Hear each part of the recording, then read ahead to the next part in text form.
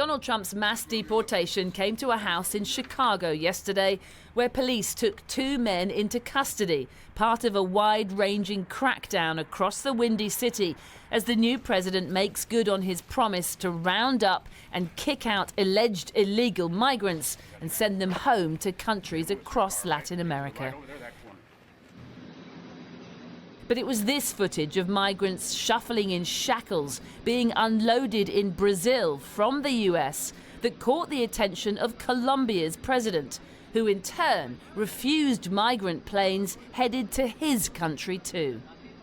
A migrant is not a criminal and must be treated with the dignity that a human being deserves, President Petro said on X. That is why I returned the US military planes that were carrying Colombian migrants. But he quickly incurred the wrath of President Trump, who said on his Truth Social platform 2 repatriation flights were not allowed to land in Colombia. So in retaliation, he announced emergency 25% tariffs on all goods, a travel ban and immediate visa revocations, promising these measures are just the beginning. Several hours of back and forth posturing ensued before finally the White House declared victory.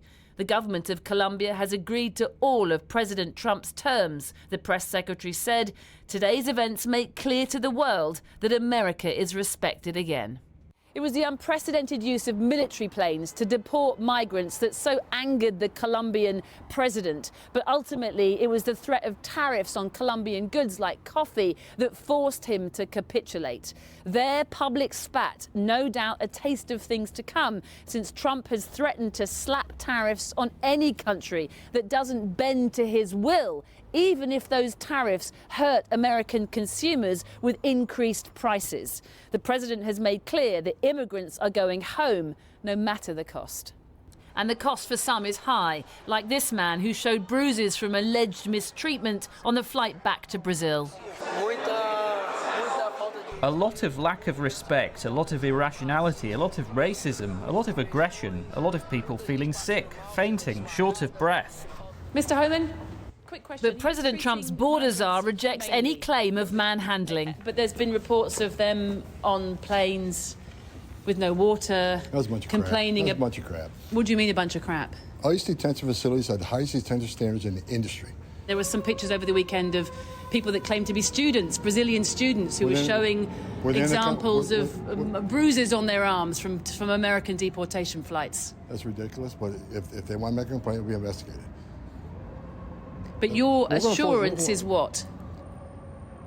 The men and women of ICE are professionals. We do this for a living. And you're going to do it in a sort of public way with, do you need to use the big military planes? Is that part of a sort of shock and awe tactic? No. They haven't been used before, have they, for migrants? No, we got President Trump. We're going to use all the government to secure our border, which is the biggest national security vulnerability this country's ever seen. And we're going to enforce laws to this country. It's not okay to enter this country illegally. It's a crime. President Trump's going to secure the border as promised to the American people. And we're going to enforce immigration laws. That's what we're going to do, without apology. It's talk like that that had protesters on the streets in Texas yesterday. No more deportation, no more. But with polls showing they're in the minority, President Trump has little reason to listen.